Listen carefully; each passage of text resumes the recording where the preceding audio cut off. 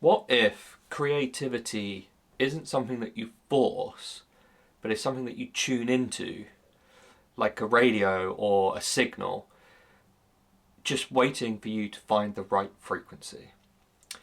This idea has completely changed the way that I think about creativity, and it might change the way that you create things too. Hi, if you're new here, my name's Tom Sargent.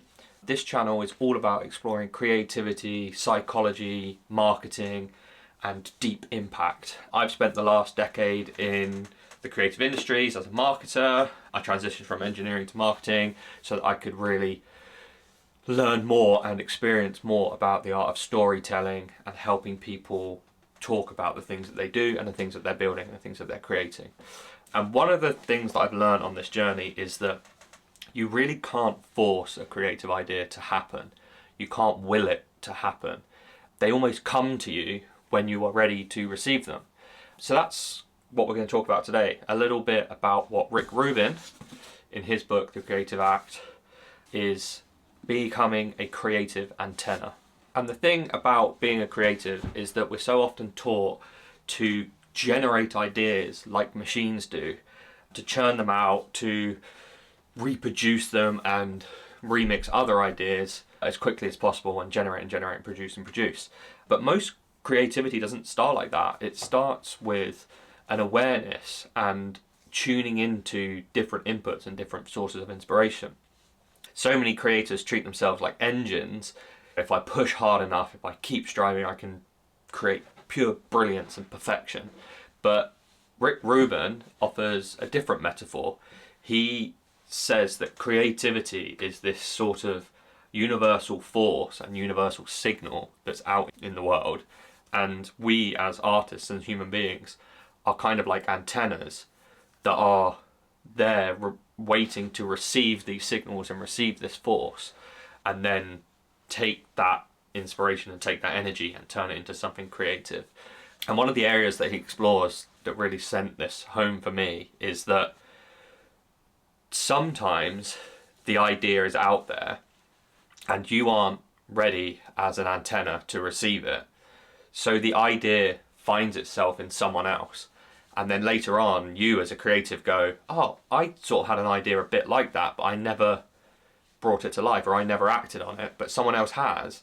And it's kind of like this theory that the universe is already having all the ideas. It's just trying to find a medium and a person to channel it through to bring it into reality, which I think is quite an interesting way to look at creativity and to look at ideas. It's a very spiritual and sort of philosophical way of looking at things, but it does conjure up this idea of responsibility that you have as a creative to listen and to tune in to the world and to listen to what it's asking for. There are lots of ways that you can assist in that responsibility and assist in that as a creative. There are a lot of ways that you can learn to tune yourself as an antenna to take in ideas and to take in these signals. One of the first things is that you can't hear good ideas, or you can't receive them if all you can hear is noise. If there's too much in your mind and your mind is just full of this noise, it requires calibration. It requires you to find a way to calm parts of your brain, the creative parts of your brain. Lots of people do this by going out for long walks without headphones on and just letting their mind wander, taking showers, journaling. A lot of people find that they can reduce the noise in their head if they get all of their ideas sort of out onto paper, and then they don't have to be held in their brain, they're sort of held on the paper. Consuming things from outside your comfort zone, different books, different films, poetry, different philosophy, etc., which is something I've talked about before, and just giving yourself quiet, unstructured time to let your brain wander and let ideas come to you. Doing those things is kind of like tuning your antenna, calibrating it to let ideas come to you, to be in a mental state to receive them. And then once you're in that mental state of receiving ideas, it switches from your mind being ready for ideas to your mind being ready to filter them out and give them shape and purpose and structure.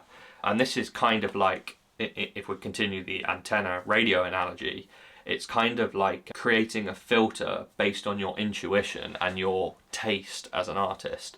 You as an artist will have creative insight into what's going to work and what works with your style and the areas that you're exploring. And you'll know immediately what's not going to work and what's of no interest to you. And that tuning, that role of intuition and understanding who you are as a creative is a very difficult thing to do. It's not magic, it's sort of a pattern recognition. It's shaped by everything that you've done before and all the practice that you've put in. It's what you've seen, what you've felt, your experiences and what you've lived, coupled with your curiosity. And it creates this filter that brings ideas down from the antenna and into a stronger signal and a stronger sense of an idea. And once you have that idea, you can take it away and start acting on it and bringing it to life, which is where the fun really happens. One of the other things to be aware of when I was reading this is that I didn't want to confuse sitting there and waiting for the universe to send me something and me receiving it with just being passive and just being lazy. Tuning in doesn't mean that I've done nothing. Creating the space for ideas to flourish, going on the walks and giving myself unstructured idea time is not being lazy or not being passive. It's a fine line between passiveness and being present. A good antenna still needs a direction and it still needs a purpose. It's sort of listening with intent. So you do need to actively go and do the things that are going to make your antenna work and make you pick up these things. You need to make choices. You need to actively shape what it is that you're going to receive and where you're looking for inspiration. But the pressure to produce like a machine dissolves. It's much more about understanding inputs and turning those into ideas. And having this mindset opens up space for experimentation and playfulness and finding those unexpected connections, and I guess you could call it like genuine wonder about what else could be done. So in this analogy, creativity isn't about forcing things through a machine and trying to produce stuff. It's about noticing what's out there and creating a mechanism and a space for your mind to be able to capture it. So I guess the next time that you feel stuck or uninspired, don't force yourself, don't try and push harder. Just pause, listen, tune in, and see what comes to you by being active and taking yourself out of your comfort zone, going for walks, taking a shower, whatever the mechanism is. Break the cycle and start to listen more to what is out there. Turn down the noise and fine-tune your antenna. You're not the engine, you are the antenna. Yeah, I hope you've enjoyed this. Until next time.